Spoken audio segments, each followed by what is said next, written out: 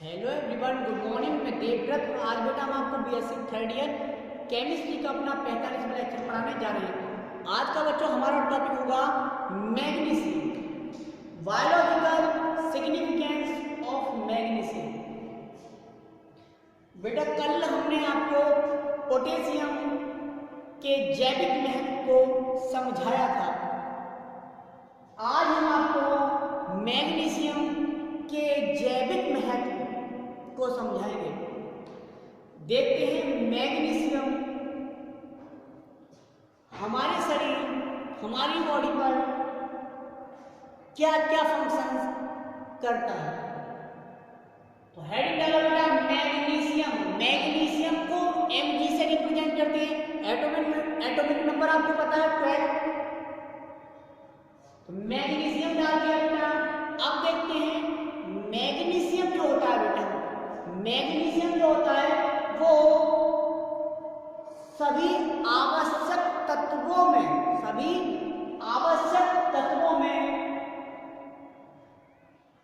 चौथे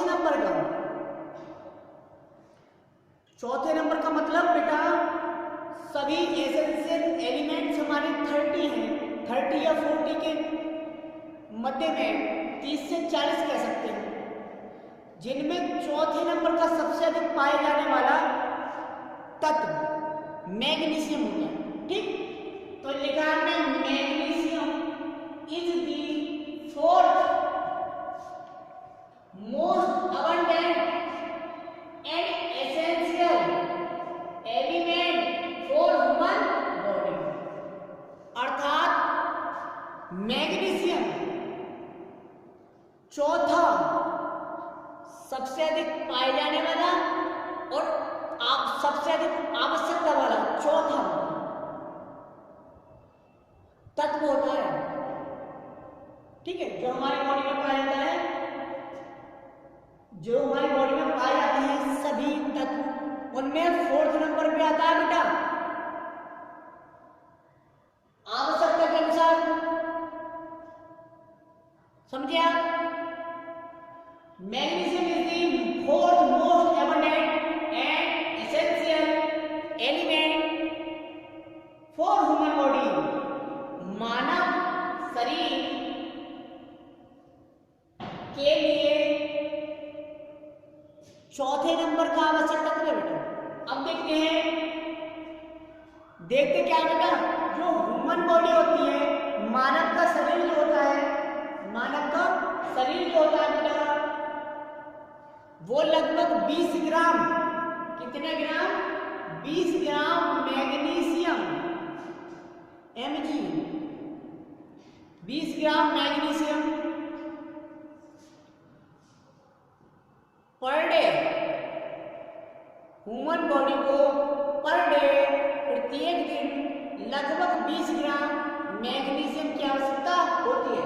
ये लिखा है दी एडल्ट ह्यूमन बॉडी, एक व्यस्क मानव का शरीर या एक व्यस्क आदमी का शरीर को लगभग 20 ग्राम मैग्नीशियम क्या होती है बेटा? आवश्यकता होती है, कंटेंट करता है। कितना कंटेंट करता है? 20 ग्राम। 20 ग्राम आवश्यकता नहीं होती है बेटा, कंटेंट करता है। मतलब ह्यूमन बॉडी है, ह्यूमन बॉडी में मैग्नीशियम कितने ग्राम होता है? एक एडल्ट ह्यूमन बॉडी में 20 ग्राम मैग्नीशियम होता है। कंटेंट करने का मतलब ये हुआ, आवश्यकता नहीं है। ठीक है, जिसमें बेटा ऑलमोस्ट 70 से 75% मैग्नीशियम 70 से 75% मैग्नीशियम हमारे शरीर में कैल्शियम, हमारे शरीर में हड्डियों में तथा दांतों में पाया जाता है। कैल्शियम तथा फास्फोरस की फॉर्म में या कैल्शियम तथा फास्फोरस के साथ ऑलमोस्ट बेटा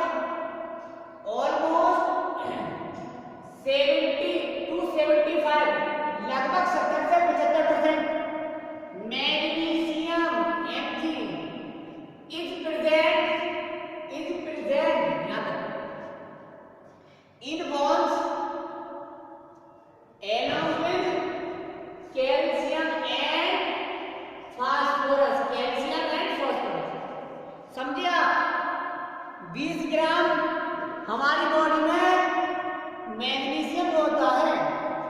जिसमें से 70 से 75% तक तो हमारी हड्डियों में होता है, ये हड्डियों में मिलता है कैल्शियम तथा फास्फोरस के साथ एलोंग विद, ठीक है।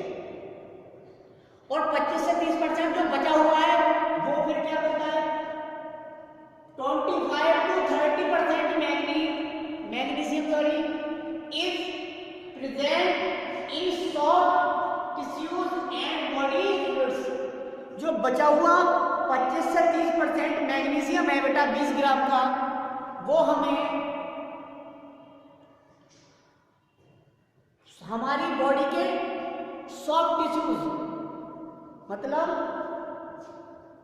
ये है हमारी बॉडी के soft tissue, soft tissue, soft tissue का मतलब होता है कोमल ऊतकों में, कोमल ऊतकों में तथा हमारे शरीर के द्रव्य में मिलता है। बाकी 25 से 30% हमें कहाँ मिलता है, कोमल ऊतकों तथा किसमें बेटा, हमारी बॉडी के जो द्रव्य होते हैं फ्लूइड्स, फ्लूइड्स मतलब होता है द्रव्य, नॉट द्रव्यों में मिलता है, द्रव्यों में। अब लिखा है बेटा एन एडल्ट मैन नीड्स 250 से 300 ग्राम। अब बताइए एक वयस्क व्यक्ति को बेटा, एक वयस्क व्यक्ति को कितना, एक वयस्क व्यक्ति को 250 से कितना, 250 से 300 मिलीग्राम एमजी है बेटा, ये 250 से 300 मिलीग्राम, क्योंकि वहां पे ग्राम का 20 ग्राम है, इतना तो टोटल होगा हमारी बॉडी में। हमें एक दिन में आवश्यकता होती है 250 से 300 मिलीग्राम मैग्नीशियम की, ठीक। तो एक वयस्क व्यक्ति है यदि आप, तो आपके शरीर को 250 से 300 मिलीग्राम एमजी मैग्नीशियम की आवश्यकता होगी, ठीक है। ये लिखा है adult man needs 250 to 300 magnesium of milligram of magnesium. ये मिलीग्राम है, एमजी मतलब यहाँ पे मिलीग्राम, मिलीग्राम, ठीक है, milligram of MG per day हो गया। अब बेटा out of which only 1/3 absorb by intestine. हमें हमारे शरीर को आवश्यकता होती है बेटा 250 से 300 मिलीग्राम मैग्नीशियम की, जिसमें से जिसका केवल 1/3 समझ रहे हैं आप, 300 का 1/3 100 होगा, 250 का 1/3 कितना हुआ, 8 या 24, 81 दशमलव कुछ। तो इतना मिलीग्राम मैग्नीशियम ही केवल हमारी इंटेस्टाइन, हमारी आंतें एब्जॉर्ब कर पाती हैं। ये लिखा है आउट ऑफ विच, जिसका बेटा ओनली 1/3 1/3 इज एब्जॉर्ब, अवशोषित होता है बाय इंटेस्टाइन, आंतों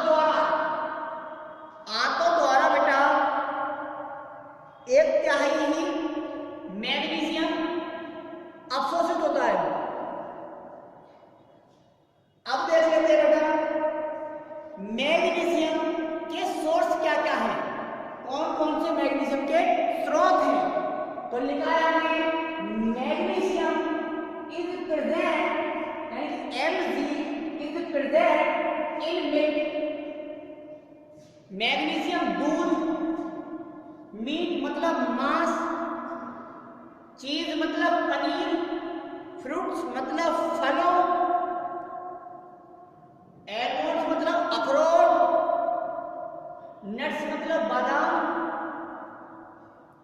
क्रील्स मतलब अनाज, कैबेज मतलब बंद गोभी, सोयाबीन आदि में पाया जाता है।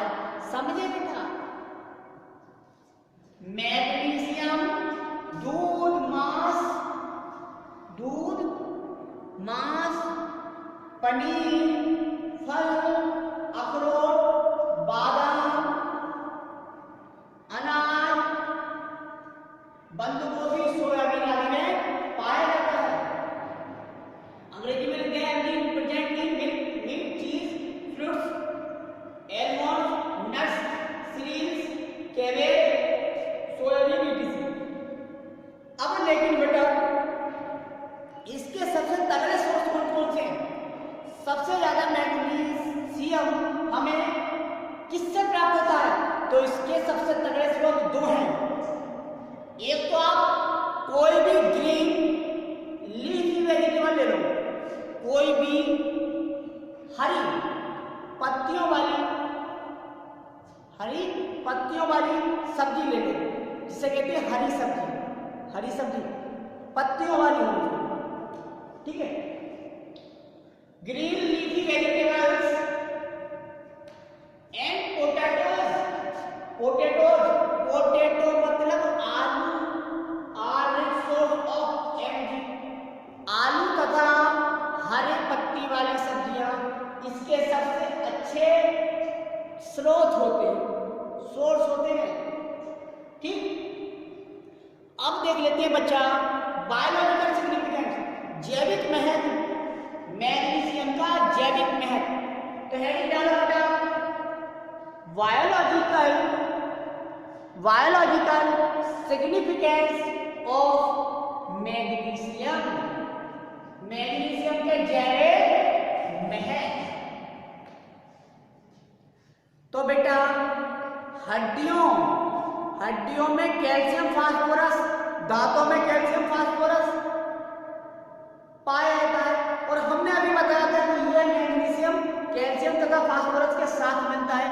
तो बेटा हड्डियों में कैल्शियम और फास्फोरस के साथ, दांतों में कैल्शियम और फास्फोरस के साथ क्या भी मिलता होगा? मैग्नीशियम। तो पहला ही इसका जैविक महत्व है magnesium found in bones and teeth along with calcium and phosphorus. ये पहला बायोलॉजिकल सिग्निफिकेंस हुआ बेटा, पहला magnesium is found in bones and teeth along with calcium and phosphorus. दूसरा इसका बायोलॉजिकल सिग्निफिकेंस है कि यह एक कोफैक्टर तथा एक्टिवेटर की तरह बिहेव करता है बहुत सारे एंजाइम्स के लिए। ये कोफैक्टर तथा एक्टिवेटर की तरह काम करता है, ठीक है। जैसे लाइक हेक्सोकाइनेज है, ग्लूकोकाइनेज है, डिहाइड्रोजिनेज, ये एंजाइम जो हैं इनके लिए बेटा मैग्नीशियम एक कोफैक्टर तथा एक एक्टिवेटर की तरह एक्ट कर सकता है, ठीक है। मतलब ये हुआ बेटा, यह विभिन्न एंजाइमों जैसे हेक्सोकाइनेज, ग्लूकोकाइनेज तथा डिहाइड्रोजिनेज इत्यादि के लिए सहघटक, कोफैक्टर का मतलब होता है सहघटक तथा सक्रिय कारक एक्टिवेटर के रूप में कार्य करता है। ये दो रिएक्शन देखा गया है, इसमें मैग्नीशियम आयन आयन क्या कर रहा है? एक्टिवेटर की तरह बिहेव कर रहा है, ठीक। दोनों रिएक्शन देख लेना। अब देखते हैं बेटा इसके कुछ क्लिनिकल फीचर्स।